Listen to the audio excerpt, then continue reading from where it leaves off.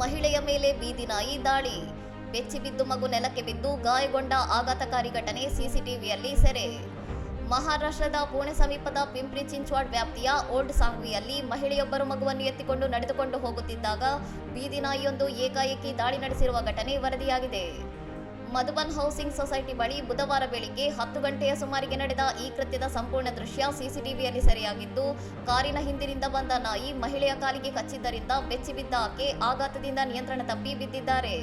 ನಾಯಿ ದಾಳಿಯ ಭಯದಲ್ಲಿ ಮಹಿಳೆ ಬಿದ್ದ ರಭಸಕ್ಕೆ ಕೈಯಲ್ಲಿದ್ದ 1 ವರ್ಷದ ಕಂದಮ್ಮ ನೇರವಾಗಿ ರಸ್ತೆಗೆ ಅಪ್ಪಳಿಸಿದ್ದು, ಗಾಯಗೊಂಡ ತಾಯಿ ಹಾಗೂ ಮಗುವಿಗೆ ಕೂಡಲೇ ಸ್ಥಳೀಯ ಆಸ್ಪತ್ರೆಯಲ್ಲಿ ಪ್ರಥಮ ಚಿಕಿತ್ಸೆ ಹಾಗೂ ಆಂಟಿ ರೇಬಿಸ್ ಲಸಿಕೆ ನೀಡಲಾಗಿದೆ.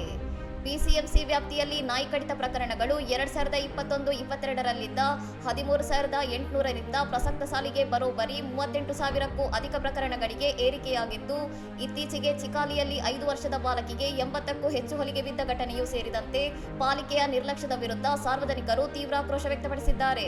ಪ್ರಾಣಿಗಳ ಜನನ ನಿಯಂತ್ರಣ ನಿಯಮಗಳನ್ನು ಸಮರ್ಪಕವಾಗಿ ಜಾರಿಗೊಳಿಸಿದ ಅಧಿಕಾರಿಗಳ ವಿರುದ್ಧ ಪ್ರಾಣಿ ಕಲ್ಯಾಣ ಕಾರ್ಯಕರ್ತರು ಕಿಡಿಕಾರಿದ್ದು, ಸಾರ್ವಜನಿಕ ಸ್ಥಳಗಳಲ್ಲಿ ಮಕ್ಕಳ ಹಾಗೂ ನಾಗರಿಕರ ಸುರಕ್ಷತೆಗೆ ತಕ್ಷಣವೇ ತುರ್ತು ಕ್ರಮ ಕೈಗೊಳ್ಳುವಂತೆ ನಿವಾಸಿಗಳು ಒತ್ತಾಯಿಸಿದ್ದಾರೆ.